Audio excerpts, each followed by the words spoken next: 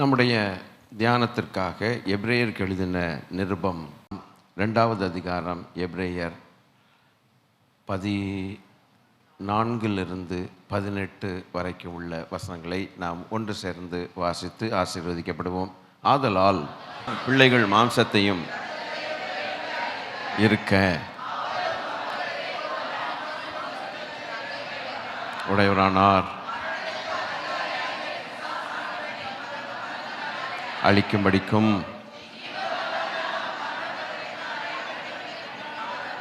விடுதலை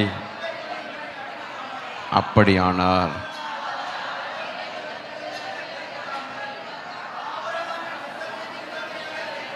கை கொடுத்தார்,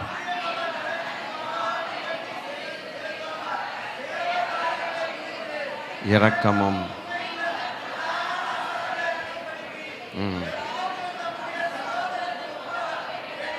அவசியமாக இருந்தது.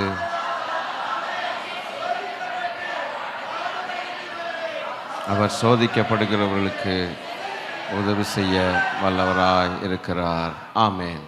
அல்லேலூயா. நன்றி நன்றி. நல்லா வாசித்தீங்க, ரொம்ப சந்தோஷம். 7 வார்த்தைகள் சிலுவையை குறித்து 7 வார்த்தைகள் தியானிப்பது அது ஒரு வழக்கம், நல்ல பழக்கம்தான். இனி ஆண்டவர் இந்த பூமிக்கு எதுக்காக வந்தார் என்று சொல்லி சமாதானம் தர வந்தார், சந்தோஷம் தர வந்தார் என்று சொல்லுகிற அந்த தியானமும் நல்லது தான். ஆனாலும் இன்று இந்த கால வேளையில் அவர் எதற்காக அவர் வந்தார், அதனுடைய ரகசியங்கள் கொஞ்சம் ஆழமாய் அறிந்து நாம் வீடுகளுக்கு சென்றால் நல்லது. பிள்ளைகள் மாம்சத்தையும் இரத்தத்தையும் உடையவர்களாய் இருக்க. இந்த ஒரு வார்த்தையே ஒரு மாதிரி பேசுது. ஸ்தோத்திரம்.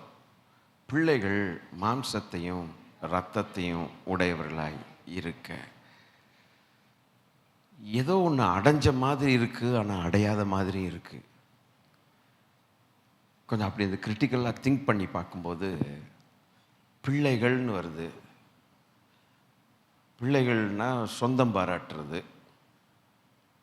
எங்கள் பிள்ளைங்க எங்க அப்படின்னா ஒவ்வொருத்தருக்கும் தங்களுக்கு தங்கள் பிள்ளைகள் எவ்வளோ சொந்தம் பார்த்தீங்களா? நல்லா இருக்குது. ஆனாலும் என்னமோ எங்கள் பிள்ளைங்க அடையாதது போல தகப்பன் சொல்கிறது போல இருக்குங்க, எங்கள் பிள்ளைங்க தாங்க, ஆனால் அது இன்னும் அங்கே இருக்குதே, அப்படி சொல்கிறது போல இருக்கு. ஒரு முழுமையை காட்டலை. யோவான் 1வது அதிகாரம் 12வது வசனத்தின்படி நீங்கள் போக போக போக புரிஞ்சுக்குவீங்க. கடைசியில் ரொம்ப மதுரமாக இருக்கும். யோவான் 1வது அதிகாரம் 12வது வசனத்தில் என்ன சொல்லும்? அவருடைய நாமத்தின் மேல் விசுவாசம் உள்ளவர்களாய் அவரை ஏற்றுக்கொண்டவர்கள் எத்தனை பேர்களோ அத்தனை பேர்களும் தேவனுடைய பிள்ளைகளாகும்படி அவர்களுக்கு அதிகாரம் கொடுத்தார். அப்போ இந்த இடத்துல பிள்ளைகள்னா யார்? அவருடைய நாமத்தின் நிமித்தம் அவரை ஏற்றுக்கொண்டவர்கள் அவருடைய பிள்ளைகள். நல்லா இருக்கு. இந்த பிள்ளைகள் அப்படின்னு வந்துருச்சுன்னாக்கா உடனே அவருடைய சமூகத்திலே நாம் கூட இருந்து அவரோடு கூட இருந்து மகிழ்வது தானே அவர் விரும்புவார். என் பிள்ளைங்க என்னோட இருக்குதுன்னு தானே எல்லாரும் சொல்லணும். ஆனால் இந்த பிள்ளைகள், அதை ஏற்றுக்கொள்ளக்கூடிய பிள்ளைகள் இந்த பூமியில் என்ன இருக்கிறார்கள்னா இரத்தமும் மாம்சமும் உடையவர்களாய் இருக்கிறார்கள். அவர்கள் இன்னும் இரத்தமும் மாம்சம் உடையவர்களாய் இருக்கிறார்கள். இந்த இரத்தமும் மாம்சமும் பரலோகத்தை சுதந்திரிக்க மாட்டாது என்று எழுதியிருக்கிறது வேதத்தில். ஒரு நாள் இந்த இரத்தத்தையும் மாம்சத்தையும் களைந்து போட்டு அது மண்ணுக்கு அதை ஒப்பு கொடுத்த பிறகு அவர்களுடைய ஆவியும் ஆத்மாவும், பிள்ளைகள் ஆவியும் ஆத்மாவும் தகப்பனோடு இணைவார்கள். அல்லேலூயா. விளங்குதா உங்களுக்கு? தகப்பனோடு, என் பிள்ளைகள் என்னோடு இணைவார்கள். அவருடைய பாணியில் பேசும்போது நாம் தகப்பனோடு சேருவோங்கிறது ஒரு பாணி. அவருடைய பாணி என்னன்னா, அவருடைய ஆங்கிள்லேருந்து பார்க்கும்போது என் பிள்ளைகள் என்னோடு சேருவார்கள். ஆனால் சேருகிற வரைக்கும் அவர்கள் இரத்தமும் மாம்சமும் உடையவர்களாக இருக்கிறார்கள். அதனால் கர்த்தருக்கு ஸ்தோத்திரம், ஒரு தகப்பனுடைய உள்ளம் தன் பிள்ளைகளுக்காக எப்படி அடித்து கொள்ளுதோ அதுபோல நானும் அவர்களைப் போல மாற வேண்டும். நான் அவர்கள் நடுவில் செல்ல வேண்டும். நான் அவர்கள் படும் பாடுகளை அனுபவிக்க வேண்டும், பார்க்க வேண்டும் அல்ல. I am part and parcel of my children. My children are part and parcel of me. அவர்கள் படுகிற பாடு, அங்கே உலகத்தில் பாடுபட்டு கொண்டு ரத்தமும் மாம்சத்தில் இருக்கிறதுனால படுகிற பாடுகள் நான் பார்த்துட்டு சும்மா இருக்க எப்படி? I must take part. நான் அந்த பாடுகளில் பங்கு பெற வேண்டும். அல்லேலூயா. இதற்காக வந்ததாக வேதத்தில் நாம் பார்க்கிறோம். அவரும் அது அவரும் என்கிறதற்கு யோவான் 1:14 ஒரு விடயத்தை பார்க்கிறோம். அவரும் என்ன விஷயம்? அந்த வார்த்தை மாம்சமாகி கிருபையினாலும் சத்தியத்தினாலும் நிறைந்தவராய் நமக்குள்ள என்ன யாருங்க அப்படின்னா யாருங்க? அவருடைய இரத்தமும் மாம்சமும் உடைய பிள்ளைகள் நடுவில். அல்லேலூயா. He dwelt. நம்ம வாசம் பண்ணினார், அவருடைய மகிமையை கண்டோம். அது வந்தவர் வேற யாரும் அல்ல, உண்மையான தகப்பன், போலி தகப்பன் அல்ல. உண்மையான சிருஷ்டிகர்த்தர் தகப்பன் வந்து இறங்குகிறார். அந்த தகப்பனுடைய மகிமை கண்டோம் என்று எழுதியிருக்கிறது. எனவே அவரும் அவர்களைப் போல மாம்சத்தையும் இரத்தத்தையும் உடையவரானார் என்று போட்டிருக்குது. எதுக்காக அவர் இப்படி வர வேண்டும்? மனுஷன் ஏதேன் தோட்டத்தில் ஸ்தோத்திரம் மரணத்தை கண்டான், தேவனை விட்டு பிரித்தான், பிள்ளைகளை பிதாவிடத்திலிருந்து பிரித்த ஒரு சத்துரு. நம்ம எல்லாருக்கும் அந்த கதைகள் எவ்வளோ நாளாவோ தெரியும். இருந்தாலும் நாம் தியானிக்கிறதற்கு காரணம் என்னென்று கேட்டால், இந்த மனுஷனுக்கு 3 தடைகள், எல்லா மனுஷர்களுக்கும் 3 தடைகள். தன்னுடைய தேவனாகிய கர்த்தரிடத்தில் நெருங்கி சேர விடாதபடிக்கு மனுஷனுக்கு வரக்கூடிய 3 தடைகள் அழகாய் அங்கே எழுதியிருக்கிறது. முதல் தடை பார்த்தால் 17வது வசனம் 2 எபிரேயர் 2:17 முதல் தடை என்ன போட்டிருக்குது? அன்றியும் அவர் ஜனத்தின் பாவங்களை நிவிர்த்தி செய்வதற்காக. பாவம் ஒரு பெரிய தடை. அந்த தடையை நீக்காவிட்டால் மனுஷன் தேவனிடத்தில் சேர்வது கடினம் அல்ல, முடியாத காரியம். சொல்லுங்க பார்க்கலாம். கடினம் அல்ல. கடினம்னா என்ன அர்த்தம்? ஒரு வழி க்ளோஸ் ஆச்சுன்னா வேற ஏதாவது பைபாஸில் வேற ஏதாவது ஒரு வழியில் சேர்ந்துடலாம். அப்படி தானே நடக்குது. இந்த ரோடு க்ளோஸ்னாக்கா அந்த சைட்லேருந்து வந்துடலாம். அதல்ல, அப்படி அல்ல, இம்பாசிபிள். பாவம் மனுஷனுக்கு பெரிய தடை. இந்த பாவத்தை நிவிர்த்தி செய்வதற்காக மனுஷன் என்னென்ன பாடுகள் எல்லாம் உலகத்தில் படுகிறான் பாருங்கள். நம்ம எல்லாரும் ஒரு மதத்தை சேர்ந்தவர்களாய் பிறந்தோம், மதத்துக்குரியவர்களாய் இருந்தோம், பின்பற்றுகிறவர்களாய் இருந்தோம். கிறிஸ்துவை அறிகிறதற்கு முன்னவே அந்த மதத்தில் அல்லது நமக்கு சொல்லப்பட்டதான காரியங்கள் எத்தனை எத்தனை எத்தனை எத்தனை அத்தனை செய்தும் கூட அதிலிருந்து ஒரு விமோச்சனம் கிடைக்கவில்லை. நாம் தேடக்கூடிய அந்த ஆனந்தம், அந்த ஒரு சமாதானம், அந்த ஒரு நம்பிக்கை, அல்லேலூயா. மனுஷனுக்கு அந்த நம்பிக்கை வேணுமே. இன்னைக்கு ஜீவனுள்ள நம்பிக்கை வந்ததுக்கு அப்புறம் நாம் எதையாவது தேடுறோமா? வேற எதையாவது தேடுறோமா? யோசித்து பாருங்கள். வேற எது கொடுத்தாலும் எனக்கு வேண்டாம் சாமிங்கிறோம் அப்படின்னு நினைக்கிறேன் அப்படின்னு நினைக்கிற கூட்டம், அப்படி இந்த கூட்டம் அப்படி தான் நினைக்கிறேன். நான் வேறொரு காரியத்தை சொல்கிறேன், தர்றேன், இந்த புடி எதையாவதுன்னு சொல்ல நம்ம ஏற்றுக்கொள்ளுகிறதுக்கு ரெடியாக இருக்கிறோமா? ஐயோ, இம்பாசிபிள். என் ஜீவனே போனாலும் கிறிஸ்துவை விட்டு அது முடியாது. ஒருவேளை என்னுடைய விசுவாசம் பலவீனமாக இருக்கலாம், அன்பு பலவீனமாக இருக்கலாம். ஆனால் எனக்கு நல்லா தெரியும், ஒன்று தெரியும்னு நான் சொல்கிறத காட்டிலும் நீங்கள் தான் என்ன செய்யணும், ரொம்ப பலமாக சொல்லணும். ஏன்னா அதுதானே நம்ம ஜீவனில் நம்பிக்கை. அல்லேலூயா. பவுலை போல ஒருவேளை அவ்வளவு தூரம் பாடுகளில் போகலை. உபத்திரமோ மரணமோ அதுவோ இதுவோன்னு சொல்லிட்டு, ஆனாலும் கிறிஸ்துவின் அன்பை விட்டு பிரிப்பவன் யாருன்னு அவ்வளவு தூரமான நம்ம போகாட்டினாலும் கூட நம்முடைய அடிப்படை விசுவாசம், ஆழமான விசுவாசம் என்ன? என் ஆண்டவராகிய இயேசு கிறிஸ்து என்னுடைய இரட்சகர், அவர்தான் மெய்யான தெய்வம். அவரை விட்டு நான் எங்கேயும் போக முடியாது, மாட்டவே மாட்டேன். மரணமே ஆமா வேற. ஆக இந்த நம்பிக்கை நமக்கு கிடைக்கிறதுக்கு முன்னால யார் என்ன சொன்னாலும் நம்ம செய்யறதுக்கு ரெடியா இருந்தோம். அப்போ எது சொன்னாலும் செய்யறதுக்கு ரெடி, யார் எங்க அழைத்தாலும் போறதுக்கு ரெடியா இருந்தோம். அயோமயமா இருந்தது. கண்ணை கட்டி காட்டில் விட்டது போல எதிரா வழின்னு தெரியாமல் இருக்கும்போது நானே வழி என்று சொன்னார்.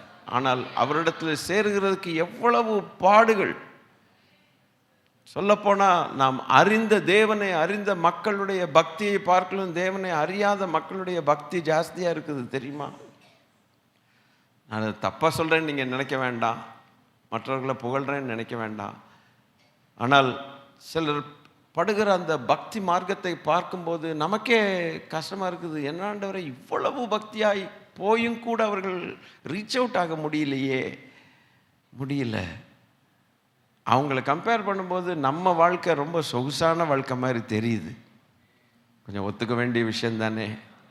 ரொம்ப சொகுசுன்னா நம்ம வசதிகளை பற்றி பேசலை, நம்ம இஷ்டப்படி நம்ம என்ன செய்கிறோம், ரொம்ப லேசியாக காரியங்களை செய்து கொள்கிறோம். ஆனால் தேவனை அறியாதவர்களுடைய பங்க்சுவாலிட்டி, அவர்களுடைய அந்த என்னத்தை சொல்ல, எப்படியோ மற்ற காரியங்கள், பக்திக்குரிய காரியங்கள்லாம் கரெக்டாக டைமுக்கு டைம் க்ளீனாக. இன்னைக்கு பாருங்கள், சிலர் நம்ம நினச்சா வர்றோம் கோயிலுக்கு, நினைக்காட்டி போயிட்டே இருக்கிறோம், நம்ம இஷ்டம் அப்படிங்கிற மாதிரி இருக்குது கதை.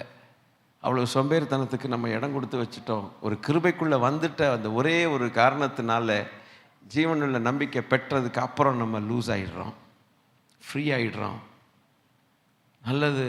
ஆனால் அந்த ஃப்ரீ ஆகாமல் ஒரு சொட்டாவது கிடைக்காதான்னு தேடி அலையக்கூடிய மக்களுடைய பக்தியை நீங்கள் கொஞ்சம் பார்க்கும்போது, நீங்கள் பார்க்கத்தான் செய்கிறீங்க. உங்களுடைய சொசைட்டியில் நீங்களும் தானே இருக்கிறீங்க. இந்த பூமியில் சம்பிரமமாய் வாழுகிற வரைக்கும் அவனுக்கு சாப்பாட்டை குறித்ததான கவலையே கிடையாது.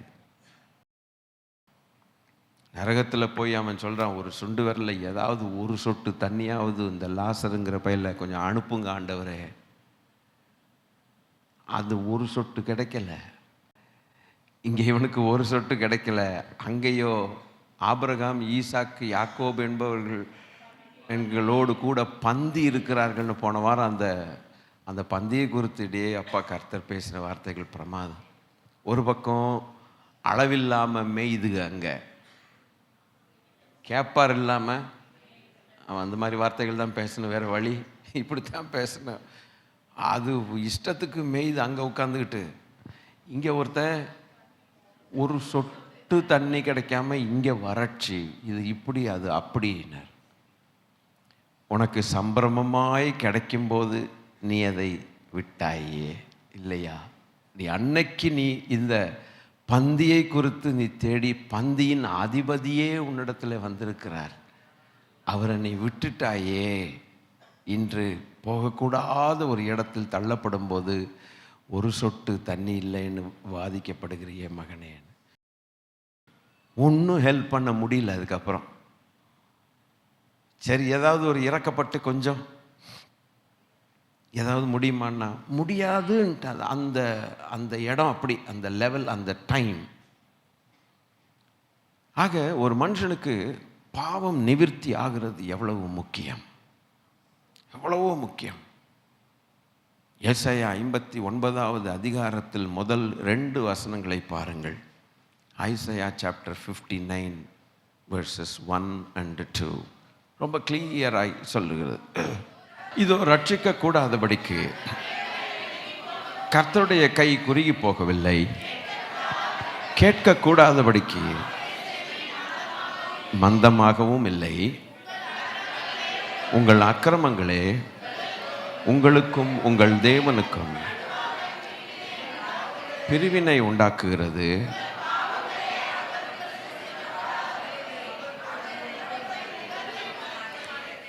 ஒரு மனுஷனுக்கு தேவனுடைய முகம் மறைக்கப்பட்டால் எப்படி இருக்கும்? ஒரு மனுஷனை ரட்சிக்க கூடாதபடிக்கு அவருடைய கை குறுகி போகாத கைதான், ஆனாலும் அவர் ரட்சிக்க முடியவில்லை, எப்படி இருக்கும்? அவரால் எதையும் செய்யக்கூடுமே, ஆனால் it is not reaching out. அப்போ உங்கள் பாவங்கள் தடுப்பு சுவராக நிற்கிறது. It's a barrier between man and God. They are trying to reach and reach and reach, but he becomes unreachable. கடவுளை பார்த்தது யாருப்பான்னு சொல்லக்கூடிய அளவுக்கு மனுஷனுடைய பேச்சு மாறிற்று. பாடுகளும் கண்ணீர்களும் அவன் வடிக்கும்போது, பாடுபடும்போது அவன் சொல்கிறான், படைத்த கடவுளுக்கு கண் இருக்குதான்னு கேட்குறான். இவ்வளவு கூப்பிடுறேனே, அவருக்கு காது இருக்குதான்னு கேட்குறான். அவன் கேட்குறது, அவன் ஏக்கம் கரெக்டு தான், ஆனாலும் அவருடைய காது செவிடாகலைன்னு சொல்லி வேதம் போட்டிருக்கு. கேட்கக்கூடாதபடிக்கு மந்தமாக ஒன்று இவன் கூப்பிடுறதெல்லாம் கேட்கத்தான் செய்யுது. அவருடைய கண்கள் இவனை பார்க்கத்தான் செய்யுது. ஆனால் இவனுக்கு பாவம் என்கிற ஒரு காரியம் தடுப்பாக இருக்கிறதே. இன்னும் சிலர் என்ன கேட்பாங்கன்னா, அவரே அந்த பாவத்தை அடித்து தூக்கிடக்கூடாதா அப்படின்னு கேட்பாங்க. அடித்து தூக்குறதுக்காகத்தான் ஐயா உன் மத்தியிலேயே வந்தார். அல்லேலூயா. அடித்து தூக்குறதுக்காகத்தான் ஐயா அவருடைய மகிமையை கண்களால் கண்டோம் என்று எழுதியிருக்கிறது. பிள்ளைகள் ஆகும்படிக்கு அதிகாரத்தை தரத்தானே வந்தார். கொஞ்சம் நம்ம வசனத்தை கொஞ்சம் ஆழமாக தான் எப்பவுமே பார்க்கணும். சமாதானம் தருகிறார், சந்தோஷம் தருகிறார்னு அதோடு நிறுத்தக்கூடாது. இந்த தடுப்பு சுவரை நீக்கிறதுக்காக தானே படாத பாடுபட்டு வந்தாரே. சொன்னாலும் அல்லேலூயா, வந்தாலும் அவரை மிஸ் பண்ணிட்டோமே. இந்த ஆண்டவருடைய உள்ளம் எவ்வளவு பதறுகிறது பாருங்கள். அந்த பாவம் என்கிறதான ஒரு பெரிய தடை அந்த ஜன பாவத்தை நிவிர்த்தி செய்வதற்காக என்று முதலாவது நாம் பார்க்கிறோம். ரெண்டாவதாக சில பாட்டாக நான் எடுக்கிறேன், நீங்கள் கொஞ்சம் ருசி பார்ப்பீங்க. கர்த்தருக்கு ஸ்தோத்திரம். ரெண்டாவதாக 15வது வசனத்தை நாம் தியானிக்கலாம். 15:2-15 கரெக்ட். ஜீவ காலமெல்லாம் மரண பயத்தினாலே யாவரையும் விடுதலை பண்ணும்படிக்கு அப்படியானார். அல்லேலூயா. இப்போ மனுஷனுக்கு ரெண்டாவது தடை மரணம். மரணம் இங்கே இருக்கிறதோ அதனுடைய குணம் அங்கே இருக்கும். மரண பயம் என்று இருக்கும். மரணத்தை வைத்துக்கொண்டு மரண பயம் இல்லாமல் வாழ்வது எப்படி? எத்தனை புஸ்தகங்கள் எழுதினாலும் வீணான காரியம். மனுஷனுக்கு தடை என்ன? மரணம். இந்த மரணத்தை பிறப்பித்தவன் யார்? இந்த மரணத்தை பிறப்பித்தவன் ஏதேன் தோட்டத்தில் தந்திரமாய் நுழைந்து அவன் மரணத்தை ஆரம்பித்தான். எவனிடத்தில் மரணம் இருக்கிறதோ அவன், அந்த மனுஷன், அந்த மரணத்துக்கு அதிகாரியாகிய பிசாசானவனுக்கு அடிமையாகி இருக்கிறான். He is a slave. ஒரு மனுஷனை அடிமைப்படுத்துகிறதற்கு என்ன வழி? சத்ரு யோசித்தா, என்னடா வழி? அந்த மனுஷனை மரணத்துக்கு அடிமைப்படுத்தி விட்டால் அவன் எனக்கு அடிமையாக இருப்பான். Slavery to the devil permanently. சிலர் சொல்கிறாங்கல்ல, எதையோ ஒன்று கொடுத்துட்டான், அதுக்கப்புறம் வசீகரப்படுத்திட்டான், அத்தோட போயிட்டான், அவன் அந்த பக்கம், அவன் கண்ட்ரோலில் இல்லை, வேற ஒருத்தன் கண்ட்ரோலில் இருக்கிறான். அதுபோல் வேதம் சொல்லுகிறது. 1 கொரிந்தியர் 15வது அதிகாரம் 57வது வசனம்.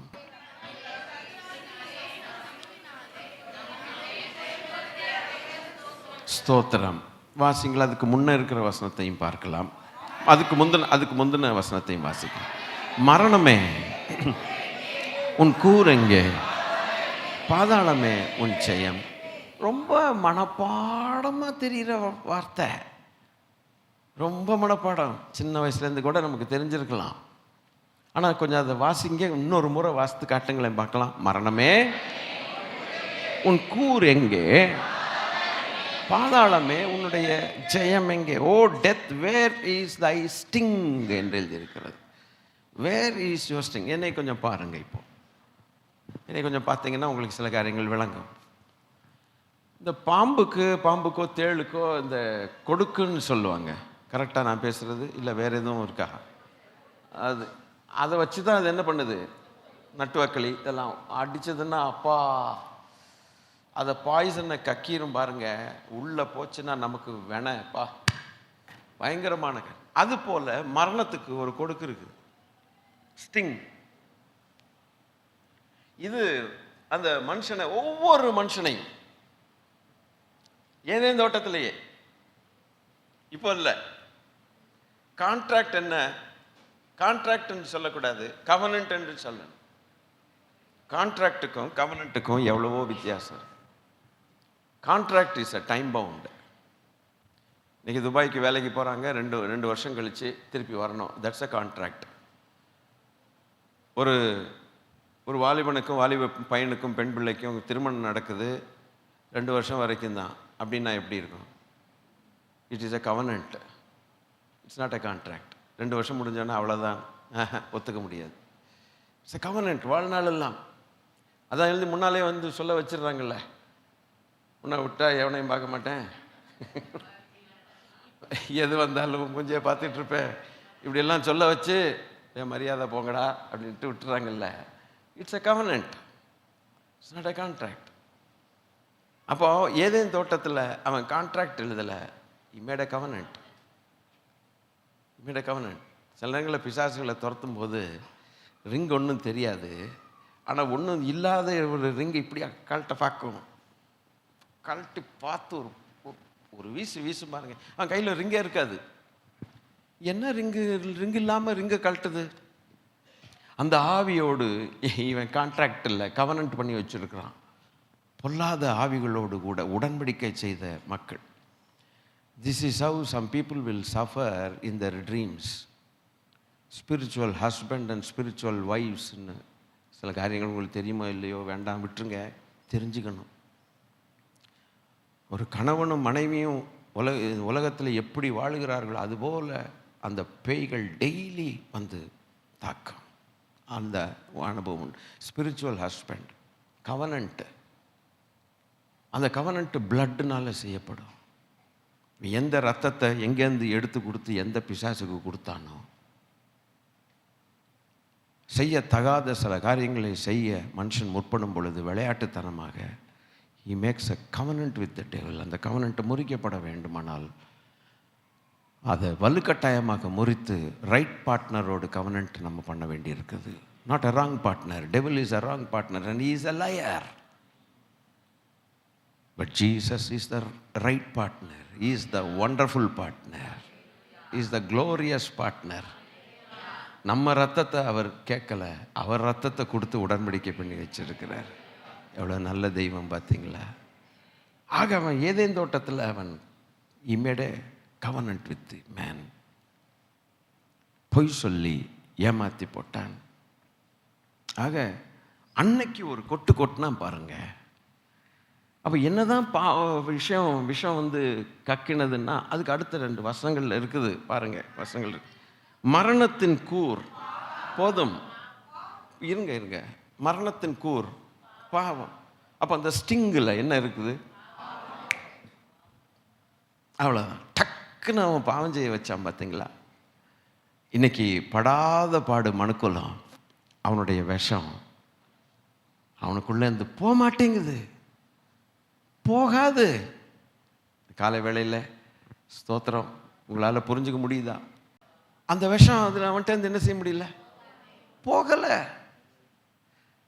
என்னடா இது, மருந்து மாத்திரை சாப்பிட்டாலே 24 ஹவர்ஸ் தான் அந்த மாத்திரைக்கு எஃபெக்ட் இருக்குங்கிறான்.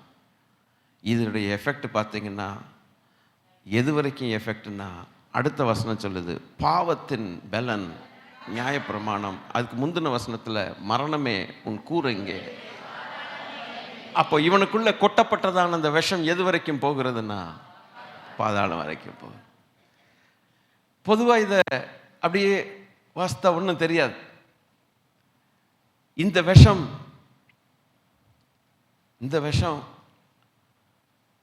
மலேரியா சொல்கிறாங்க, அது ஃபீவர் வர்ற நேரத்தில் அது பேரசைட் ஆக்டிவாக இருக்குது, ஆனாலும் டார்மெண்ட்டாக இருக்கும்போது பிளட்டில் இருக்கும்னு சொல்லிட்டு இருக்கேன். அது பாட்டுக்கு இருக்கும் அப்படின்ட்டு டார்மெண்ட்டாக இருக்கும், வேலை செய்யாமல் இருக்கும். அதுபோல் மனுஷனுடைய இரத்தத்தில் கொட்டப்பட்டதான அந்த மரணம் கொட்டினது, கக்கினது விஷத்தை, அந்த விஷம் பாவம் பாதாள மட்டும் அவனுக்குள்ளே இருந்து கிரியை செய்கிறது.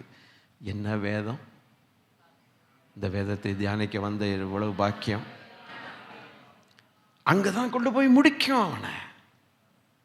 யார் இந்த மரண சரீரத்திலிருந்து என்னை விடுதலையாக்கக்கூடும் என்று கத்துனான் ஒரு மனுஷன். போக மாட்டேங்குதே. என்னென்னலாம் ட்ரை பண்ணுறான் பாவத்தை போக்குறதுக்கு. இங்கே போ, அங்கே போ, அதை குடி, இதை குடி, இதை செய், அதை செய், இவ்வளோ பணம், அவ்வளோ என்னெல்லாம் செய்து பார்த்துட்டேன் சாமி. இந்த இந்த இந்த இந்த ஒரு விஷம் என்னை விட்டு போக மாட்டேங்குது. பாதாளத்தில் கொண்டு வந்து உன்னை தள்ளினா ஒளியை நான் விட மாட்டேன்டான்னு சொல்லுதே.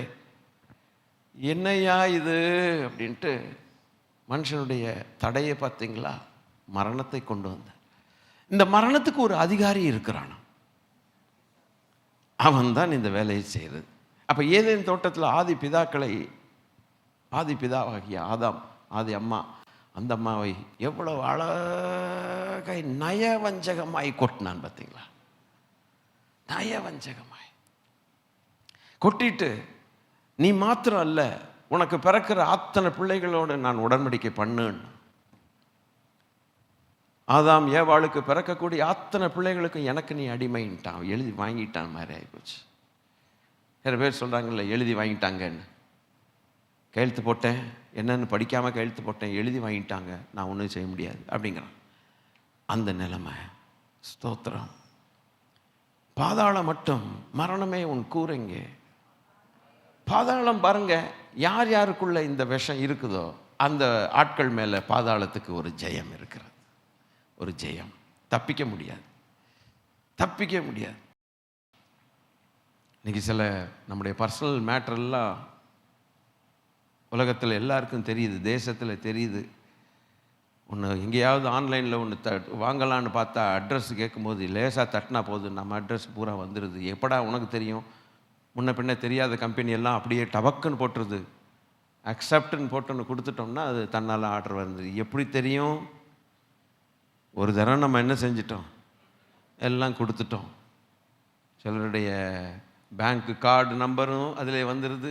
சிவிவின்னு ஒன்று இருக்குது, அது கூட சிலர்களை வந்துடுது. தெரியாதனமாக சேவ்னு கொடுத்துருப்போம்.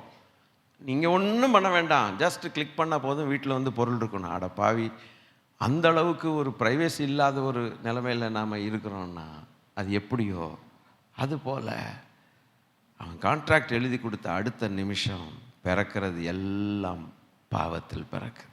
பாதாளம் வரைக்கும் கொண்டு போகிறது மனுஷனை. தப்பவே முடியாது. அவன் எவ்வளவு கோடீஸ்வரனாக இருந்தாலும் தப்புவது கடினம் அல்ல, முடியாத காரியம். எழுதி கொடுத்தாச்சு, அவ்வளவுதான். அடுத்த செகண்ட் என்ன நடந்தது? முதல் ஃபேமிலி 2 பிள்ளைகள் பிறந்தார்களாமே. ஒருவன் கொலைகாரனாய் மாறிட்டான். அதனுடைய ரிசல்ட் பார்த்தீங்களா? டெவாஸ்டேட்டிங், பயங்கரமான ரிசல்ட். இந்த மரணத்துக்கு அதிகாரியானவன் மரணம் என்கிற ஒரு பாம்பை கொண்டு வந்து பாவம் என்கிற ஒரு பாவத்தை கக்கி கொட்டி ஹோல் ஹியூமன் ரேஸை விலைக்கு வாங்கிட்டாயா. விலை கொடுத்தல்ல, ஏமாற்றி வாங்கிட்டான். அது நிமித்தம் முதல் ஃபேமிலியில் நினச்சி கூட பார்க்க முடியாத ஒரு பாவம். லேசாதோ போய் சொல்லிட்டான்னு சொல்ல முடியாது. அது அடப்பாவி, ஒரு நல்ல அப்பாவியான ஒரு பையனை, தம்பிக்காரனை, உடன்பிறப்ப கட்டையை போட்டு மண்டையில் அடித்து கொன்னே போட்டு ரத்தம் சிந்தினானே. ஒரு மனுஷனுடைய உயிர் ரத்தத்தில் இருக்கிறது என்று வேதம் சொல்லுகிறது. அவன் ஜீவன் அதில் இருக்குது. எப்படிரா இன்னும் மனுஷர்கள் ரொம்ப பெருசாக வளரலையே? அந்த குடும்பத்தில் 2 பேர் தானே, அதுவும் சொந்த தம்பி. பாசம் நிறைந்த ஒரு தம்பியாக இருக்கணுமே உனக்கு. அண்ணன் தம்பி 2 பேர். வயல்வெளியில் ஏமாற்றி பேசுகிறது போல் நயவஞ்சகமாய் பேசி, நான் உன்னை கொல்ல போகிறேன் வரியா வயக்காட்டுக்குன்னு சொன்னால் வருவானா? வரமாட்டான். அவன் நைஸாக பேசி, இந்த நைஸாக பேசுகிறது எங்கேருந்து உனக்கு கற்றுக் கொடுத்தார்? யார் கற்றுக் கொடுத்தார்? இதுக்கு முன்னால் நடந்ததில்ல உங்கள் அப்பா அம்மாட்ட. உங்கள் அப்பா அம்மா இப்படி தானே பேசி, என்னம்மா எனக்கு இப்படி தான் வசனத்தை சொல்லும் போல் எனக்கு ஆசையாக இருக்குது. நீங்கள் என்ன நினைக்கிறீங்க? அடுக்கு மொழியில் பேசிட்டு நம்ம பாட்டுக்கு போயிட்டா ஒன்றும் விளங்காது. ஸ்தோத்திரம். எப்படிரா எவன்டா கற்றுக் கொடுத்தான் நயவஞ்சகமாக பேசுகிறதுக்கு உனக்கு? உங்கள் அப்பா அம்மாட்ட என்ன நடந்ததோ அந்த டெக்னிக்கை இங்கே பயன்படுத்திட்டான். ஒரே அடி, துடிக்க செத்தான். ஒரு நிமிஷம், ஒரு செகண்டில் என்ன நடக்குதுன்னு தெரியாமல் சுருண்டு விழுந்தான். இவன் விழுந்தது, இவன் சரீரத்தின்படியான இவனுடைய வாயை கட்டி போடலாம், ஆனால் அவனுடைய ரத்தம் அதன் வாயை கட்ட முடியலை. அது பேச ஆரம்பித்தது. தன் தேவனிடத்தில் பேச ஆரம்பித்தது. நான் எவ்வளவு வாழ்க்கை வாழ்ந்திருக்க வேண்டும், எனக்கு எவ்வளவு வருஷங்கள் நான் வாழலாம். 930 வருஷம் தகப்பனார் வாழ ஆண்டவர் கொடுத்திருந்தால் குறைஞ்சது இவன் ஒரு 800 வருஷமாவது இந்த பூமியிலே வாழ்ந்திருக்கலாம் அல்லவா? தேவனுடைய கிரியைகளை பார்த்திருக்கலாம் அல்லவா? நான் என் சகோதரனுக்கு என்ன துரோகம் பண்ணினேன் ஐயா என்று சொல்லி ரத்தம் கூப்பிட்டது. அந்த ரத்தம் என்ன சொல்லியிருக்கிறதா? பழிவாங்கும் ரத்தம். என் சகோதரனை நீர் பழிவாங்க வேண்டாம். He terminated my life. He terminated it. I am not living now. He terminated. துடிக்க கதறிக்கொண்டு பேசின ரத்தத்தின் சத்தம் தேவனாகிய கர்த்தருடைய காதுகளில் போய் விழுந்தது. You terminated him. அவன் உனக்கு பயம் பிடிச்சி போச்சு. பார்க்குற எவனும் என்னை கொன்றுவானே. ஏண்டா டேய், உன்னை கொன்றுவான்னு உனக்கு ஒரு பயம் இருந்தது, ஆனால் உன் தம்பியை கொல்றதுக்கு மாத்திரம் உனக்கு பயம் இல்லாமல் போச்சு. சரி போ, ஒரு இரக்கமுள்ள தேவன் அவனை விட்டார். ஆனாலும் அவனுடைய சந்ததியின் அவனுடைய காரியங்களை பார்க்கும்போது எதுவுமே இன்பமாக இல்லை. அவன் ஆண்டவருடைய வசனம் சொல்லுது, ஆபேலின் ரத்தம் பேசினதை பார்க்கிலும் அதிக நன்மையானவைகளை பேசுகிற ரத்தத்திடத்திற்கும் 1000 தூதர்களிடத்திற்கும் பரிசுத்தவான்களிடத்திற்கும் நீங்கள் வந்து சேர்ந்தீர்கள் என்று எழுதியிருக்கிறது. நீங்கள் வந்து சேர்ந்தீர்கள். You have come up to the blood that speaketh better things than the blood of Abel spoke. அவன் பழிவாங்க சொல்லித்தான் அவன் ரத்தம் பேசினது. இங்கே ஒருவர் அந்த பழியை நான் ஏற்றுக்கொள்ளுகிறேன் சொல்லி என்னை அடியும் என்று சொல்லி ஒப்பு கொடுத்த இயேசு கிறிஸ்துவின் விலையேற பெற்ற ரத்தத்திடத்திற்கு வந்து சேர்ந்தீர்கள். Will you thank God for the precious blood of Jesus Christ? Hallelujah. We plead mercy. There is always mercy with the blood of Jesus. Hallelujah. ஆண்டவராகிய இயேசு கிறிஸ்துவின் ரத்தத்துக்கு வேற எதுவும் பேச தெரியாதாமே.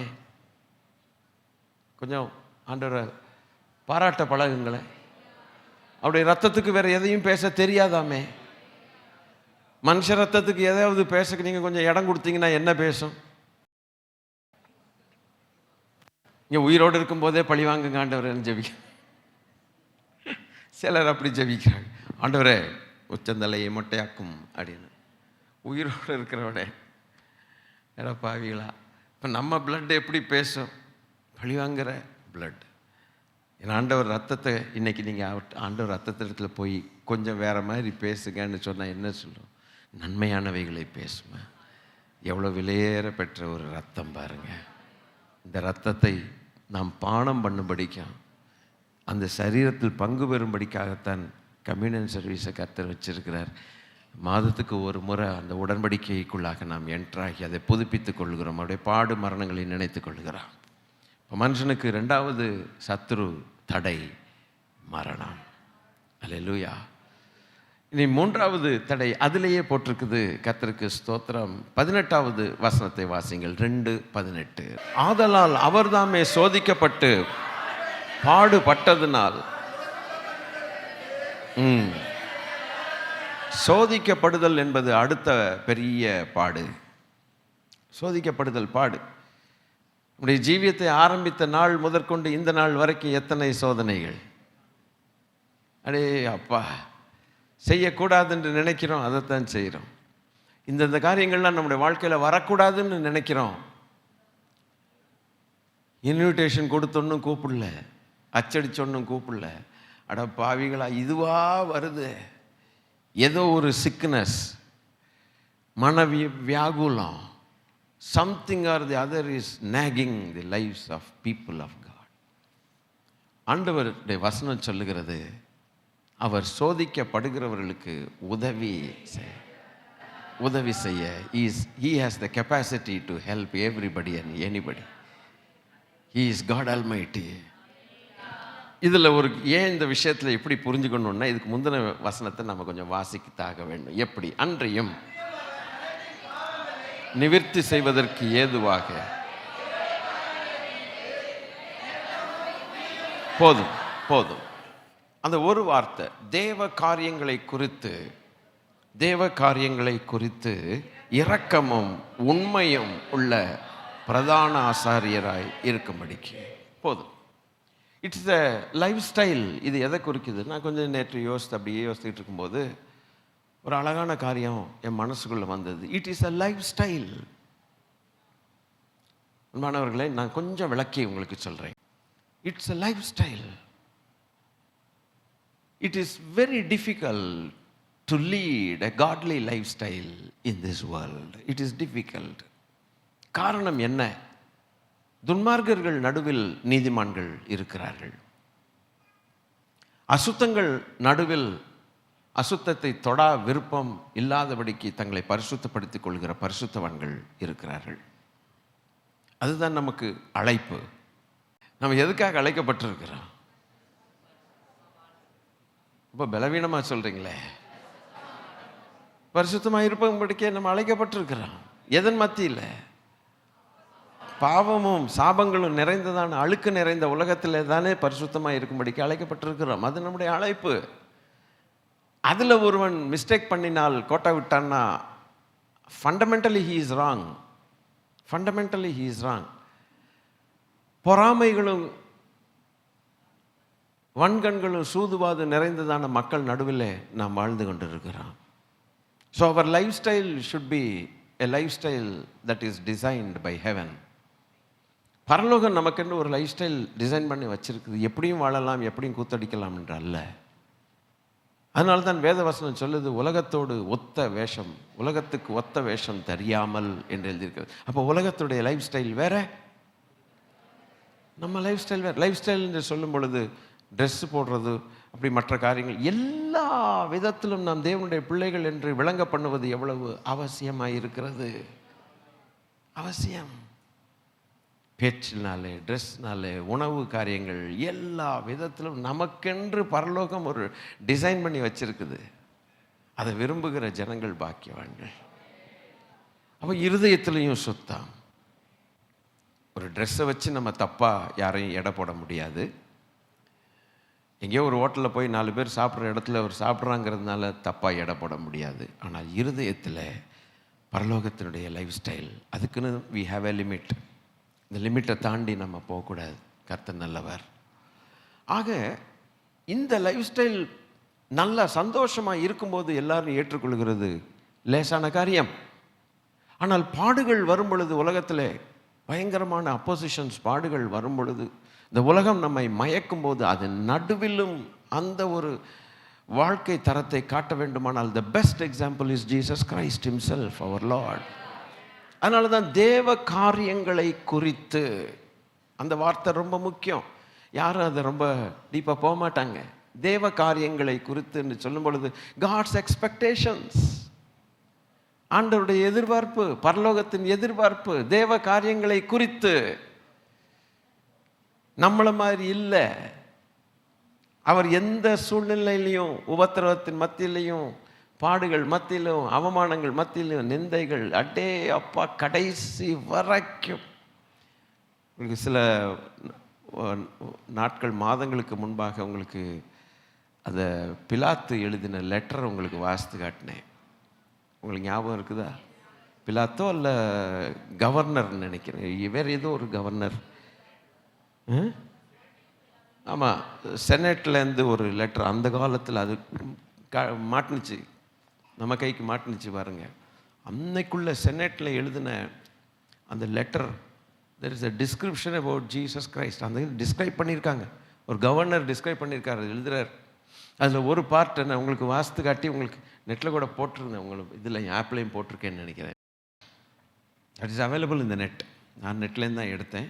அப்போ ஒரு வாசகம் அங்கே அந்த லெட்டர் எழுதியிருக்குது. I never saw him smiling என்று எழுதியிருந்தான்.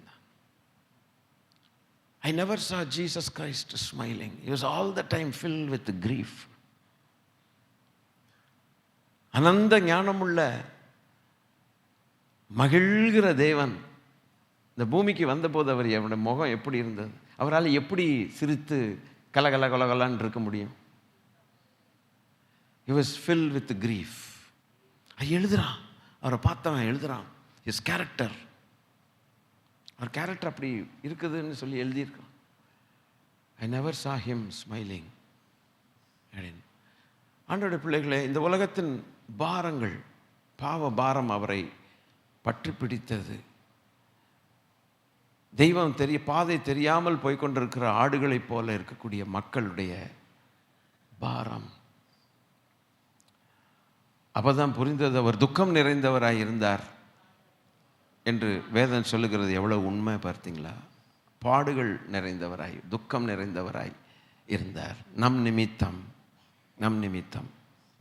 இன்று நம்ம சந்தோஷமாக இருக்கிறோன்னா அதுக்கு காரணம் நம்முடைய ரட்சிப்பின் அதிபதி துக்கம் நிறைந்தவராய் இருந்தார். இல்லைன்னா நம்ம வாழ்க்கையில் இன்னைக்கு சிரிப்புங்கிறது இல்லை. அவ்வளவு மோசமான ஒரு காரியம். இந்த லைஃப் ஸ்டைல் பாருங்கள், இது எவ்வளவு பாடுகள் பட வேண்டும். எத்தனை முறை சோதிக்கப்பட்டு அது பண்ணி இது பண்ணியும் கூட அவர் தன் தேவனுடைய காரியத்திலிருந்து தவறவே இல்லை. Perfect example. நம்மளை மாதிரி விழலை, நம்மளை மாதிரி கட்டடிக்கலை. துக்கமாக இருந்தால் வரமாட்டோம், சந்தோஷமாக இருந்தால் சர்ச்சு திறக்கிறதுக்கு முன்னாலே வாசலில் இருந்து நிற்போம். என்ன சொல்கிறீங்க?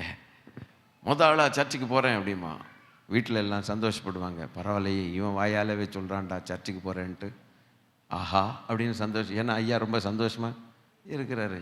அடுத்த நாள் துக்கம் வந்துச்சுன்னா ஆளை காணோம். இதுபோல் இயேசு கிறிஸ்து செய்யவே இல்லையே. நினச்சா வாரோம், நினச்சா போகிறோம், டவுன் ஆகுறோம், அப்புறம் எந்திரிக்கிறோம், கை வீங்குறோம், கத்துறோம், என்னென்னமோலாம் நடக்குது. எல்லா பாதைகள் போனாலும், எந்த பாதையில் போனாலும் என் தேவனுக்கு நான் ஆராதிப்பேன் தெய்வமேன்னு சொல்லி, பழைய ஏற்பாட்டுக்கும் புதிய ஏற்பாட்டுக்குள்ள வித்தியாசம். ஒருத்தன் போனாலும் சொல்லிட்டு நான் என் கர்த்தருக்குள் மகிழ்ச்சியாக இருப்பேன்னு சொன்னான். புதிய ஏற்பாட்டில் போனாலும் கிடையாது, வந்தாலும். ஒருத்தரம் வந்தாலும் இது வந்தாலும் அது வந்தாலும் இது வந்தாலும் கிறிஸ்துவின் அன்பை விட்டு என்னை பிரிக்கலாகுது. பழைய ஏற்பாட்டில் போனாலும் புதிய ஏற்பாட்டில் வந்தாலும். ஏன் அது அப்படி நடக்குது? ஏன் போகக்கூடாதா? நமக்கு புதிய ஏற்பாட்டில் வரத்தான் செய்யும். கிறிஸ்துவின் நிமித்தம் உபத்திரம் உண்டு, கிறிஸ்துவின் நிமித்தம் பல பாடுகள் உண்டு, வரத்தான் செய்யும். அது போனாலும் பழைய ஏற்பாட்டு, வந்தாலும் புதிய ஏற்பாடு. அப்போ ஒரு மனுஷனுக்கு பாடுகள், லைஃப் ஸ்டைல் எவ்வளவு கடினமான ஒரு காரியமாக இருக்கிறது. இந்த கடினமான ஒரு காரியத்தில் உதவி செய்வதற்கு நமக்கு ஒருவர் தேவை. எவ்விதத்திலும் பாவம் இல்லாத பிரதான ஆசாரியராக இருக்கக்கூடிய கிறிஸ்து, எவ்விதத்திலும் வாழ்ந்து காட்டிய கிறிஸ்து, எந்த உபத்திரவத்திலையும் தன் பிதாவுக்கு பிரியமான நேசகுமாரனாய் வாழ்ந்து காட்டின கிறிஸ்து நமக்கு இருக்கிறபடியால் இந்த திருச்சபைக்கு வந்த தைரியத்தை பாருங்க, திருச்சபைக்கு வந்த பாக்கியத்தை பாருங்க. இது நிமித்தம்தான் தேவனை புகழுகிறோம். எனக்கு உதவி செய்ய ஒருவர் இருக்கிறார். அவர் என்னை மாதிரி விழுந்து எந்திரிச்சவர் அல்ல. கொஞ்சம் வாயை திறந்து சொல்கிறீங்களா? நீங்கள் சொல்ல முடியுமா? நம்ம சொல்லி தான் நம்ம மகிழலாமே. அவர் நம்மளை மாதிரி அல்ல, என்னை மாதிரி சொல்லுங்க. என்னை மாதிரி விழுந்து எந்திரிச்சு குழம்பி போய் திடீர்னு இப்படி போய் திடீர்னு அப்படி போய் 4 பேர்கிட்ட போய் ஜெபம் பண்ணுங்கன்னு சொல்லி, 4 இல்லை 4000 பேர்கிட்ட ஜெபம் பண்ணுங்க. நம்ம மனுஷர்கள் அப்படித்தானே செய்கிறோம். யாராவது உதவி செய்ய மாட்டார்களா? உதவி செய்யக்கூடிய பிரதான ஆசாரியரே நமக்கு இருக்கும்போது 4000 பேர்கிட்ட போய் ஜெபம் பண்ணி ஜெபிக்க ஒருவருக்கு ஒருவர் ஜெபிக்க சொன்னதுனால நம்ம செய்கிறோம், தப்புன்னு ஒன்று சொல்கிறதுக்கு இல்லை, அது நியாயம் இருக்கக்கூடாது. ஆனாலும் ஆண்டவருடைய வசனம் சொல்லுது, அவரே நமக்கு உதவி செய்யக்கூடிய சர்வ வல்லமையுள்ள தேவன். இந்த 3 தடைகளை நிவர்த்தி செய்யும்படியாய் அவர் அப்படி ஆனார், வந்தார் என்று எழுதியிருக்கிறது. ஏன் முக்கியம்? ஏன் இது அவர் வர வேண்டும்? அடுத்து நல்லா இருக்கு, இந்த காரியங்கள் தடை, ஆகையினால நிவர்த்தி செய்ய வேண்டுமானால் கர்த்தர் தான் வரணும். ரொம்ப சந்தோஷம், புரிஞ்சுக்கிட்டேன். ஏன் அப்படின்னா 9வது வசனத்தை வாசித்து பார்க்கலாம். என்றாலும் தேவனுடைய கிருபையினால் ஒவ்வொருவருக்காகவும் மரணத்தை ருசி பார்க்கும்படிக்கு தேவ தூதரிலும் சற்று சிறியவராக்கப்பட்டிருந்த இயேசு மரணத்தை உத்தரித்தது நிமித்தம் மகிமையினாலும் கனத்தினாலும் முடிசூட்டப்பட்டதை காண்கிறோம். தேவ தூதரிலும் சற்று சிறியவர் ஆக்கப்பட்ட இயேசு கிறிஸ்து. ரேங்க் படி பார்த்தால் கொஞ்சம் வித்தியாசமாக இருக்கும். முதலாவது சர்வ வல்லமையுள்ள தேவன் ஃபஸ்ட்டு. அடுத்து தூதர்களை கர்த்தர் உருவாக்கி இருக்கிறார், படைச்சிருக்கிறார். இந்த தூதர்கள் கூட்டம், அது காரியங்கள் உங்களுக்கு தெரியும். அடுத்ததாக தான் மனுஷன் வர்றான். இந்த மனுஷன் மேலே தேவன் வச்சிருக்கிற பிரிய எப்படி காட்டுகிறார்னா, வசனம் சொல்லுகிறது, அவர் தேவ தூதர்களுக்கு உதவியாக கை கொடுக்கவில்லை, ஆபிரகாமின் சந்ததிக்கு உதவியாக கை கொடுத்தார்.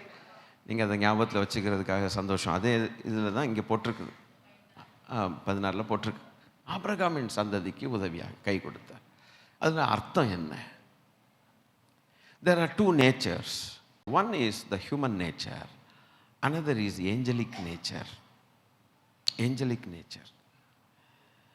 The nature of angels is different from the nature of human beings. Angels உடைய நேச்சர் வேற, மனுஷர்களுடைய சுபாவம் குணங்கள் வேற, டோட்டலாக டிஃப்ரெண்ட். ஆண்டவர் சொல்லுகிறார், ஒரு ஆவிக்கு என்ன இருக்காது, ரத்தம் இல்லையே, உன்னுடைய கையை என் விழாவில் விட்டு பார் அப்படின்னு சொல்கிறார். ஒரு ஆவின்னு நினச்சிட்டாங்க ஆண்டவரை, உயிர் தெழுந்த ஆண்டவரை. இல்லை, நீ தொட்டுப்பார். தோமாவுக்கு அந்த டெஸ்ட் பண்ண வேண்டிய ஒரு பெரிய சூழ்நிலை வந்தது. Angelic nature is different. Human nature, blood, flesh, soul, spirit எல்லாம் காம்ப்ளிகேட்டட், ரொம்ப காம்ப்ளிகேட்டட். அப்போது அவர்களைத்தான் தேவன் தம்முடைய சாயலாக படைத்தார். அவர்களுக்கு தேவன் ஞானமும் எல்லாத்தையும் கொடுத்து நடமாட பண்ணினார். வேதம் சொல்லுகிறது, அவர் ஏஞ்சலிக் நேச்சர் எடுக்கணும்னு அவர் எடுத்திருந்திருக்கலாம். He would have come like an angel of God. But he came as a human being. He took the nature of man. மனுஷனுடைய அந்த நேச்சர், அந்த சுபாவங்கள், அந்த complete, he looks like exactly like a man. He doesn't look like an angel. தேவதூதனை போல ஒரு காட்சி அளிக்கலை. பார்த்தா மனுஷனாய் பார்க்கிறதுக்கு தான்.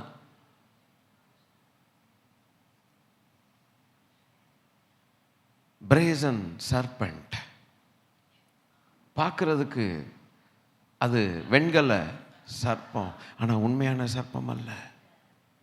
பார்க்கிறதுக்கு மனுஷன், ஆனால் உண்மையான மனுஷன் அல்ல, அவர் தேவன்.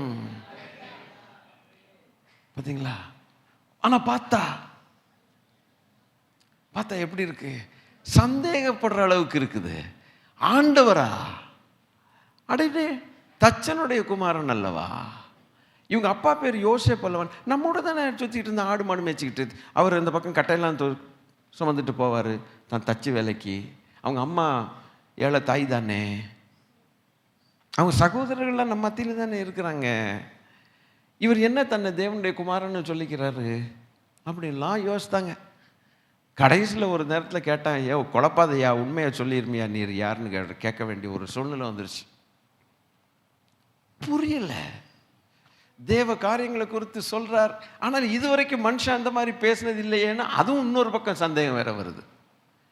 சரி, மனுஷன் ஒன்றும் தெரியாமல் போயிட்டு சும்மா இது உலகத்தில் நிறைய பேர் இப்படி கிளம்புவாங்கல்ல, அவதாரங்கள்னு சொல்லி கிளம்பிட்டு அவங்களுக்குள்ள ஒன்றும் சரக்கு இருக்காது, ஒன்றும் இருக்காது, ஜனங்கள் பார்த்து கொஞ்ச நாள் போயிட்டு அப்புறம் விட்டுருவானுங்க. இவரோ அப்படி இல்லையே. மனுஷனுக்கு தெரியாத காரியங்களை சொல்லுகிறார், மனுஷனுக்கு விளங்காத காரியங்களை சொல்லுகிறார், தன்னை தேவன் என்று சமமாக்கி கொள்ளுகிறார். பார்த்தா வெறும் மனுஷன்தானே. ஹல்லேலூயா. என்னடா இது ஒண்ணுமே விளங்க மாட்டேங்குது. ஏன் அப்படி வர வேண்டும்? He took the nature of man. அதுக்கு காரணம் என்ன சொல்லிட்டு நான் முடிக்கிறேன். மனுஷன் தனக்கு மேலான சிருஷ்டியோ அல்லது தனக்கு கீழான சிருஷ்டியோ அந்த மனுஷன் பட வேண்டிய பாடுகளுக்கு நிவிர்த்தி, பாவத்தை நிவிர்த்தி செய்யாது, ஏற்றுக்கொள்ள முடியாது. மனுஷனுக்கு மேலானவன் கொஞ்சம் தூதர்கள், மனுஷனுக்கு கீழானவர்கள் மிருகங்கள். மிருகங்களும் தூதர்களும் இந்த மனுஷன் படுகிற பாட நான் எடுத்துக்கிறேன்னு அது முடியாத காரியம். மிருகங்கள் முடியாத காரியம். மிருக ரத்தம் நம்முடைய பாவத்தை நிவர்த்தி பண்ணாது. தூதர்கள் ஏதாவது செய்ய முடியுமா அப்படின்னு கேட்டால், தூதர்கள் பாவம் செய்திருக்கிறார்கள் என்று வேதம் சொல்லுது. Angels have sinned. அது நிறைய புரிஞ்சுக்கணும். நமக்கு உடனே இமேஜினேஷன் எப்படி போகும்னா, ஏஞ்சல்னு உடனே பாவம் செய்யாத தூதர்கள் தான் நமக்கு இமேஜினேஷன் வரும். யூதா ரொம்ப அழகாக சொல்லுகிறார், பாவம் செய்த தூதர்களை சங்கிலிகளால் கட்டி என்று எழுதியிருக்கிறது. தேவ தூதர்களையும் நீங்கள் நாம் நியாயம் தீர்ப்போம் என்று அறியீர்களா என்று எழுதியிருக்கிறது. உங்களுடைய பெட்டி மேட்டர்ஸ், சின்ன மேட்டர்ஸை நீங்கள் ஏன் கோர்ட் வரையும் போகணும், போலீஸ் ஸ்டேஷன் வரையும் போகணும் அப்படிங்கிறதெல்லாம். கோர்ட்டு போலீஸ் ஸ்டேஷன் பைபிளில் இல்லை, இருந்தாலும் அந்நியர்கள்ட்ட போய் நீங்கள் ஏன் அதை செட்டில் பண்ணிக்கிறீங்கன்ட்டு வேதம் சொல்லுது. உங்களுக்குள்ளே ஒரு எளிய ஒரு மனுஷன் இருந்தான்னா அவன்கிட்ட சொல்லி அவன் உங்கள் பஞ்சாயத்தை தீர்க்கட்டும்னு சொல்லி வேதம் நமக்கு கொடுக்குற ஒரு ஆளு. யார் இதன்படி செய்கிறார்கள் சொல்லுங்க? யார் இதன்படி செய்கிறார்கள்? இந்த உலகத்தில் கிறிஸ்தவ வட்டாரத்தில் நடக்கிறது இல்லை. எடுத்தோன்னு ஸ்டேஷனில் கம்ப்ளைண்ட், எஃப்ஐஆர், சார்ஜ் ஷீட்டு, அது இதுன்னு போய் டாம் டூம்னாக்கி போல பரப்பி பெருசாக்கி தேவ தூதர்களையும் நியாயம் தீர்ப்போம் என்கிற அதிகாரத்தை தேவன் கையில் கொடுத்திருக்கிறாரே. ஆஃப்டர் ஆல் ஒரு படிக்காத பாமர மக்களாக இருக்கக்கூடிய ஆனாவண்ணா தெரியாத ஒரு விசுவாசி பரிசுத்தாவில நிரம்பி தேவனை துதித்து பரலோகத்துக்கு போகும்போது அவன் கையில் தேவதூதனை நியாயம் தீர்க்கிறதுக்கான அதிகாரத்தை அவன் கையில் கொடுத்து வச்சிருக்கிறார். What a respectful position is this! இவ்வளோ கனத்துக்குரிய ஒரு காரியம். ஏன் நியாயம் தீர்க்கிறான்னா அவர்கள் பாவம் செய்கிறார்கள், சில நேரங்களில் தவறுகிறார்கள். இந்த டீட்டெயில்ஸ் நான் உங்களுக்கு ரொம்ப சொல்ல மாட்டேன், குழம்பிடுவீங்க. எங்கே எப்போல்லாம் தவறி இருக்கிறாங்கங்கிறது நான் சொல்ல முடியும், வேண்டாம், அது நமக்கு அவசியம் இல்லாத காரியம். உங்களுடைய காரியங்கள் மைண்டு கெட்டு போகும், வேண்டாம். So when they fail, angels fail sometimes. Angels have sinned against God. 1/3 is gone through the merchandise. வியாபாரத்தினாலே. அதே ஸ்பிரிட் தானே இன்னைக்கும் வேலை செய்யுது. உனக்கு ஒன்று தெரியுமா அப்படின்னு ஆரம்பித்தாலே என்ன ஸ்பிரிட் வேலை செய்யுது? மெர்கண்டைஸ். எப்படிரா வியாபாரம்? பரலோகத்தில் என்ன வியாபாரம் இருந்துச்சு? 1/3 தூதர்கள் எப்படி விழுந்து போனாங்க? முதல்ல எவனும் விழலை, ஆனால் விழ வைக்கிறதுக்கு என்ன தந்திரம்? ஆமாம், நான் சொல்கிறத சொல்லிகிட்டு இருக்கிறேன், உண்மையை என்னைக்காவது நம்பி தொலைச்சியா நீ? இன்னும் நீ இப்படியே இரு, ஆண்டவர்னு சொல்லிட்டு அவர் பக்கமே இரு, அவர் எப்படிப்பட்டவர்னு எனக்குள்ள தெரியும். இப்படியே வியாபாரம் பண்ணி இதுதான் வியாபாரம். Merchandise. Through your merchandise you have fallen. ஒன்னொன்றுக்கும் எவ்வளோ அர்த்தம் இருக்குது தெரியுங்களா? இன்றைக்கும் பாருங்கள், ஒரு கம்பெனியில் நல்ல ஃபெய்த்ஃபுல்லாக வேலை செய்கிறவன், 20 வருஷமாக நல்ல எஜமானுக்கு ஒழுங்காக இருக்கிறவன், டக்குன்னு எவனோ ஒருத்தன் வந்து சேருவான். எப்படியோ ஒன் டேல நடக்காது, ஓவர் நைட்டில் நடக்காது, 24 மணி நேரத்துக்குள்ளே நடக்காது. இது எவ்வளவோ நாளாக வியாபாரம் பண்ணி மூட் அவுட் ஆகி டக்குன்னு ஒரு நாள் அவன் குதிகாலை தூக்குவான் மேனேஜருக்கு விரோதமாக. அவருக்கு ஷாக்காக இருக்கும். 20 இயர்ஸ் ஃபெய்த்ஃபுல் சர்வெண்ட் எப்படிரா இன்னைக்கு? அவங்களுக்கு புரியும், ஓகே வியாபாரம் நடந்திருக்குதுன்னு. இப்படித்தான் 1/3 ஆஃப் தி ஏஞ்சல்ஸ், மூன்றில் ஒரு பங்கு தூதர்களை தன் வசமாக இழுத்துக்கொண்டான். ஆனால் நம்மோடு இருக்கிறவர்கள் மூன்றில் 2 பங்கு. ஹல்லேலூயா. we are always majority. உலகத்தில் இருப்பவனை பார்க்கலாம், நமக்குள் இருப்பவர் பெரியவர். அவர்களோடு இருப்பவர்களை பார்க்கலாம், நம்மோடு இருக்கிறவர்கள் அதிகம் என்று எழுதியிருக்கிறது. அல்லேலூயா. எல்லாத்துக்கும் மேலாக அல்லேலூயா சர்வ வல்லவர் நம்மோடு நமக்குள்ளே இருக்கிறார். ஆண்டவருடைய பிள்ளைகளே, ஆகையினாலே இதுக்கு மேலேயும் இதுக்கு கீழேயும் ஈக்குவலாக வர முடியாது. நான் ஒன்று சொல்கிறேன், நீங்கள் இப்போ எப்படி புரிஞ்சுக்குவீங்கன்னு எனக்கு தெரியாது. Man has to suffer for man. என்ன இப்படி அமைதியாக இருப்பீங்க? அதான் சொல்லலை. Man has to suffer for man. புரியல? என்னடா குழப்பறாரு இவர். Angel cannot suffer for man. அப்படியே இன்னொன்று சொல்லுங்க, மிருகங்களும் no, it is man should suffer only for man. ஆண்டவர் பார்த்தார், எப்படி இதை ஒரு ஏஞ்சலை மனுஷனை மாற்ற முடியுமா? ஒரு மிருகத்தை மனுஷனை மாற்ற முடியுமா? ஒரு மிருகம் திடீர்னு மனுஷனை மாதிரி எரும மாடு ஒன்று உயிரோடு இருக்க மனுஷங்களையே எரும மாடுன்னு திட்டுறான். இல்லை ஒரு குரங்கும் அப்படி தான் திட்டுறான், இந்த குரங்கை பாரு அப்படிங்கிறான். ஏதாவது ஒரு மிருகம், ஒரு யானை திடீர்னு ஹியூமன் பீயிங் மாதிரி வந்து ஏற்றுக்கொள்ள முடியல.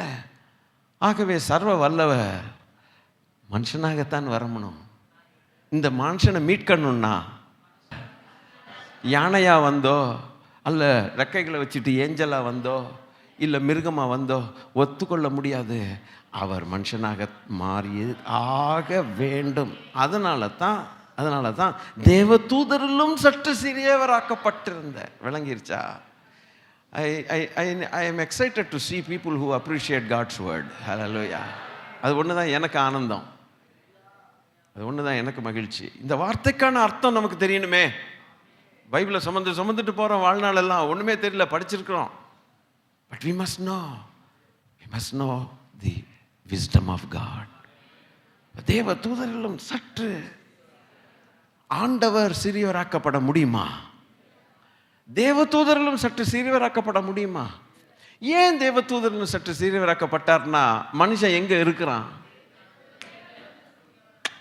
ஏன்னு கேட்டா, இங்க பாருங்க, ஆறாவது வசனத்துல if you are interested, ஒரு இடத்துல ஒருவன் சாட்சியாக மனுஷனை நினைக்கிறதற்கும் அவன் எம்மாத்திரம், அடுத்து அவனை வெயிட். இப்போ மனுஷனை தேவ தூதரிலும் சிறியவன் ஆக்கும்போது, அந்த மனுஷனாக வரணும்னு ஒருத்தர் இருக்கிறார்னா அவரும் எப்படி ஆகணும்? You got it. நீங்க புரிஞ்சுக்கிட்டீங்கன்னு நினைக்கிறேன். ஹல்லேலூயா. அவரும் தேவ தூதரை காட்டிலும் கொஞ்சம் சிறியவராகி man should suffer for man என்கிற பாலிசி. ஆண்டவரே, let's appreciate our Father in heaven. Hallelujah. ஆகவே கர்த்தருடைய பிள்ளைகளை, sin, death, struggles, sin, death, struggles. Death has no authority over a child of God. Hallelujah. ஒன்று சொல்லிட்டா அது இன்னொரு பாட்டு. அவன் வெயிட் பண்ணிட்டு இருக்கான். அவன் நினைச்சா என்ன தெரியுமா? இந்த மனுஷனை மீட்கவே நிச்சயமா முடியாதுன்னு நினைச்சிட்டு கர்வத்தோட கொம்ப வச்சுட்டு உட்கார்ந்துருக்கான். ஒருவர் வந்தார், மனுஷனாக வர வேணும். அவனுக்கு ரூல்ஸ் தெரியுமா? நமக்கு தான் சிலர்களை தெரியாது. அவன் பக்காவா எல்லாத்தையும் அறிஞ்சு வச்சிருக்கான். மனுஷனாகத்தானே வரணும். Man for man.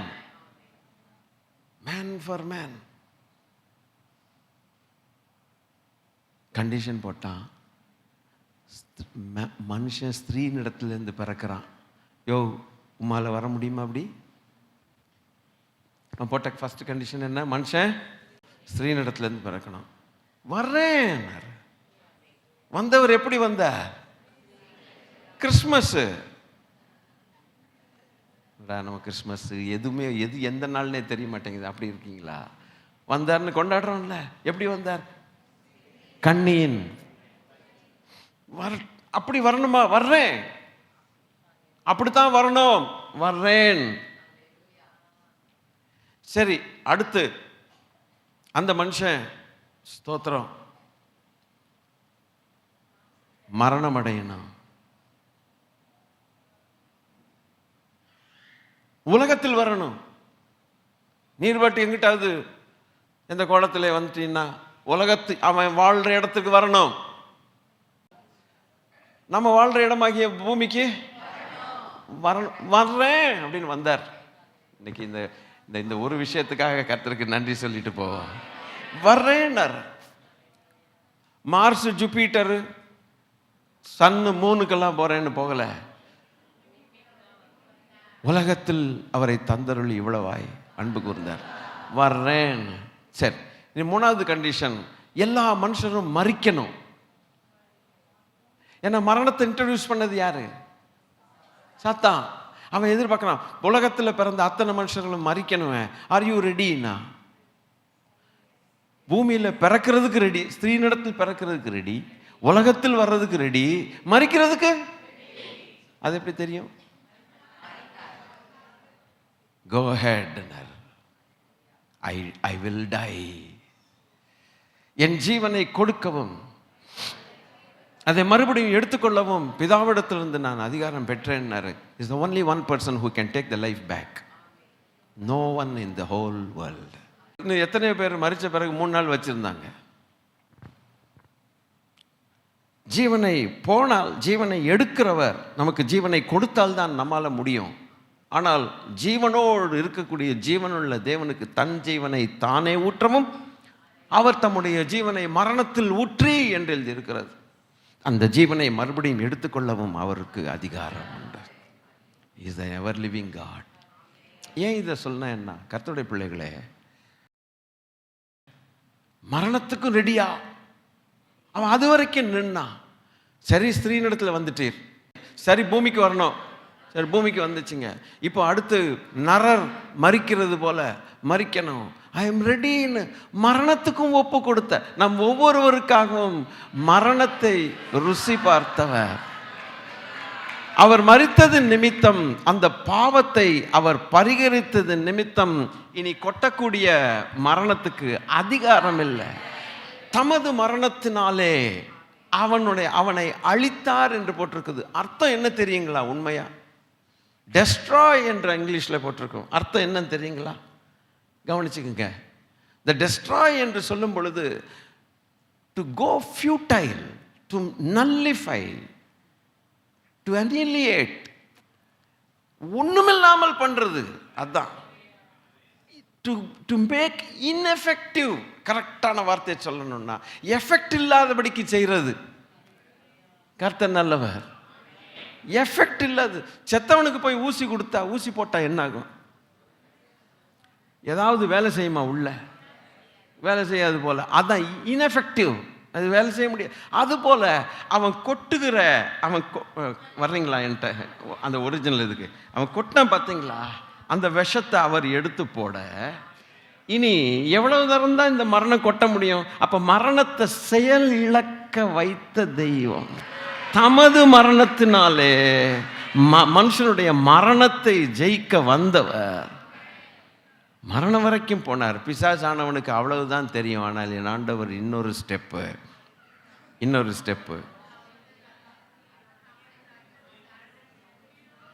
உயிரோடு எழுந்தார். உனக்கு இதுதானதான் தெரியும். ஹல்லேலூயா. உயிரோடு எழுந்து, நான் எந்திரிக்கிறது மாத்திரம் இல்லை, என்னுடைய பிள்ளைகளையும் உயிரோடு. அதுதான் ஈஸ்டர். ஹல்லேலூயா. அவன் செத்து சுண்ணாம்பாய் என்ன பண்ணணும்னு தெரியாம நடுங்கி, பாதாளத்தின் திறவுகோள்கள் எல்லாம் இப்போ ஆண்டவர் கையில், மரணத்தின் திறவுகோள்கள் எல்லாம் கர்த்தர் கையில். மரணமே உன் கூர் எங்கே? பாதாளம் வரைக்கும் கொண்டு போவேன்னு சொன்னியே, மாற்றினடா நீ, தப்ப மாட்டேன்னு சொன்னியே, உன்னுடைய ஜெய தொனி எங்க இப்போ சொல் பார்க்கலாம். நம்முடைய கர்த்தராகிய இயேசு கிறிஸ்து மூலமாய் நமக்கு ஜெயம் கொடுக்கிற பிதாவாகிய தேவனுக்கு ஸ்தோத்திரம். அல்லேலூயா. ஸ்தோத்திரம். இதுக்காகத்தான் வந்தார். There is no bargain for death. Death cannot rule over us. 3 தடைகள்: பாவம், மரணம். பாவம், மரணம் சோதிக்கப்படுகிற கடினமான வாழ்க்கை எல்லாவற்றிலும் நமக்கு ஜெயம் தரக்கூடிய, நம்மை கொண்டு போய் மரணம், He has come to this world to transport us to a place where death is unknown. அவர் வந்தது நோக்கம் என்ன? To transport his children. அவருடைய பிள்ளைகள் மாம்சத்தையும் இரத்தத்தையும் உடையவர்களாக இருக்கிறபடினால அவர்களைப் போல வந்து அவர்கள் மேல் இருக்கக்கூடிய மரணத்தின் அதிகாரம், பாவத்தின் அதிகாரம் எல்லாத்தையும் பாதாள மட்டும் உதவி செய்வாரற்று கிடக்கிறதான பிள்ளைகளை ஒரு தட்டி எழுப்பி ஒரு உலகத்துக்கு கொண்டு, தன்னுடைய உலகத்துக்கு கொண்டு போய், அந்த உலகத்தில் மரணம்னா என்னன்னே தெரியாத உலகத்தில் கொண்டு போய் சேர்க்க வல்லவர். Where death is unknown. I really love to say this to you, and really excited to see the people of God celebrating the victory of the Lord. Hallelujah. கர்த்தருடைய ஜெயத்தை கொண்டாடுகிற மக்களை பார்க்கும்போது எவ்வளவு சந்தோஷம். அவர் நமக்காக செய்து முடித்தார், இதுக்காகத்தான் வந்தார். ஒரு சின்ன ஜெபம் பண்ணிட்டு போகலாமா? ஹல்லேலூயா. கொஞ்சம் தலைகளை தாழ்த்துங்கள். கர்த்தர் நல்லவர். அல்லேலூயா. ஒரு 2 செகண்ட் நான் உங்களுக்கு கொடுக்கலாமா? நீங்கள் கர்த்தருக்கு நன்றி செலுத்துகிறதுக்கு அதுக்கு ஒரு தருணம் உண்டாகட்டும். அல்லேலூயா. ஒரு சான்ஸு. அப்பா நம்ம கேட்டோம். என்னத்தை கேட்டோம்? ஒரு மனுஷனுடைய சத்தம் இல்லை, வேத வசனங்களை கேட்டோம், அதனுடைய அர்த்தங்களை புரிஞ்சுக்கிட்டோம். ஆண்டவரே, இதை புரிஞ்சுக்க வச்சது நீங்கள் தானப்பா. மனுஷனுக்கு 3 தடைகள் ஐயா. தகப்பனே, இந்த 3ஐயும் எங்களுக்கு செஞ்சது நீங்க தானே. தூதனை கொண்டு செய்யல, மிருகத்தை கொண்டு செய்யல, நீரே வந்தீர், மனுஷனாகவே வந்தார். ஹல்லேலூயா. மண்ணுடனாகவே வந்த வல்லமை தேவே, மண்ணுடனாகவே வந்த வல்லமை தேவே, வல்லமை தேவே, தன்னுடைய உருவம் கொண்ட கற்பரையோவா,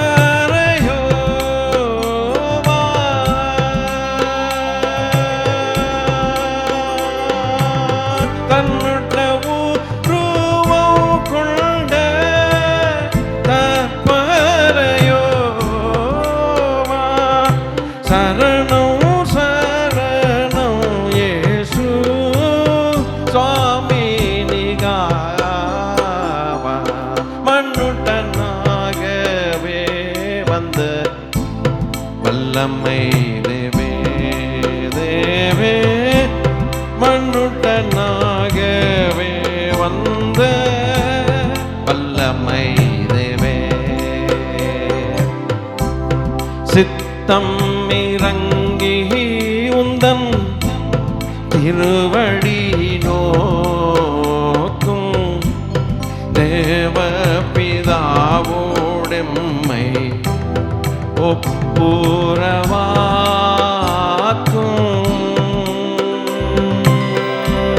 சித்தம் இறங்கி உந்தன் திருவடி நோக்கும்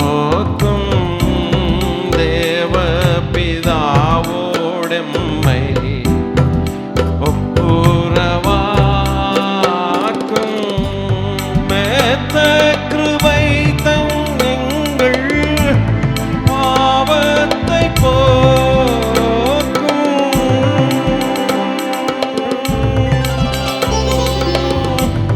மேத்த கிருபை வைத்தெங்கள் பாவத்தை போக்கும், விக்கினம் வராமல் காத்து வினையெல்லாம் நீக்கும், விக்கினம் வராமல் காத்து வினையெல்லாம் நீக்கும் மண்ணுடனாகவே வந்து வல்லமை தேவே, மண்ணுடனாகவே வந்த வல்லமை தேவே, வல்லமை தேவே, தன்னுட உருவம் கொண்ட நற்பரையோமா, தன்னுட உருவம் கொண்ட நற்பரையோமா, சரணம் சரணம் சுவாமி சுவாமி மண்ணுடனாகவே வந்த வல்லமை தேவே, வல்லமை தேவே, வல்லமை தேவே. ஹல்லேலூயா. கொஞ்சம் தேவனை துதிப்போம். அப்பா தகப்பனே, ஒரு ஏஞ்சலாக வரல, ஒரு மிருகமாக வரலப்பா, ஸ்தோத்திரம், மனுஷனாகவே வந்தீர். Man must suffer for man. Hallelujah.